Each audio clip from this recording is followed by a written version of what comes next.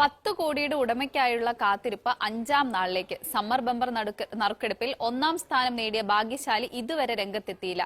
ഭാഗ്യം അതിർത്തി കടന്നുവെന്നും ഇല്ലെന്നുമുള്ള പ്രചാരണത്തിനിടയിലും പാലക്കാട്ടെ ബമ്പർ ഏജൻസിയെ തേടി ഭാഗ്യാന്വേഷികളുടെ വരവ് കൂടിയിട്ടുണ്ട്. ഭാഗ്യദേവത കരിഞ്ഞ വിവരം ഇങ്ങനെ ബോർഡിൽ രേഖപ്പെടുത്തിയിട്ട് 5-ാം നാൾ.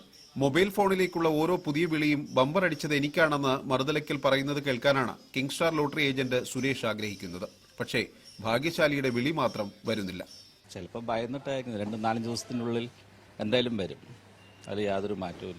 പിന്നെ ഏജൻസി ബോണസ് ഇവിടെ വന്നിട്ടാണല്ലോ കളക്ട് ചെയ്യേണ്ടത്. എന്തായാലും വന്നു തന്നെ ആകണം. 25 കോടിയൊക്കെ അടിച്ചപ്പോൾ മൂപ്പർക്ക് പുറത്തിറങ്ങാൻ പറ്റിയില്ല. അങ്ങനത്തെ ഭയം. പിന്നെ എല്ലാവരും കടം ചോദിക്കുന്നു, പൈസ ചോദിക്കുന്നു. അങ്ങനെ മറ്റേ ലോട്ടറി വകുപ്പിൽ നിന്ന് ക്യാഷ് കിട്ടുന്നത് എപ്പോൾ തന്നെ അറിയില്ല. ബമ്പർ അടിച്ചയാൾ വന്നില്ലെങ്കിലും സുരേഷ് ഹാപ്പിയാണ്. കാരണം ബമ്പർ അടിച്ച കട തേടി നിറയെ ആളുകൾ വരുന്നു. രാവിലെ 10 മണിക്ക് മുൻപായി ലോട്ടറി വിറ്റുതീരുന്നു. വിൽപ്പനയിൽ നല്ല മാറ്റം വന്നിട്ടുണ്ട്. ചില്ലറ വിൽപ്പനയിൽ നല്ല മാറ്റമുണ്ട്. നമ്മുടെ സബ് ഏജൻസി കൊണ്ടുപോകുന്ന വാഹനത്തിലൂടെ വെക്കുന്നവർക്ക്, പിന്നെ സബ് ഏജൻസി കടയുള്ളവർക്ക് എല്ലാവർക്കും വിൽപ്പനയും നല്ല ഒരു മാറ്റം ഉണ്ടായിട്ടുണ്ടെന്നാണ് പറയുന്നത്. കാലത്ത് 10-11 മണിൻ്റെ ഉള്ളിൽ ടിക്കറ്റ് എല്ലാവർക്കും വിറ്റ് പോകുന്നുണ്ട്. കൂടാതെ ഇപ്പോൾ വിഷു ബമ്പർ വിപണിയിൽ വന്നിട്ടുണ്ട്. വിഷു ബമ്പറും ഏറ്റവും കൂടുതൽ നല്ല സെയിൽസ് ലഭിച്ചിട്ടുണ്ട്.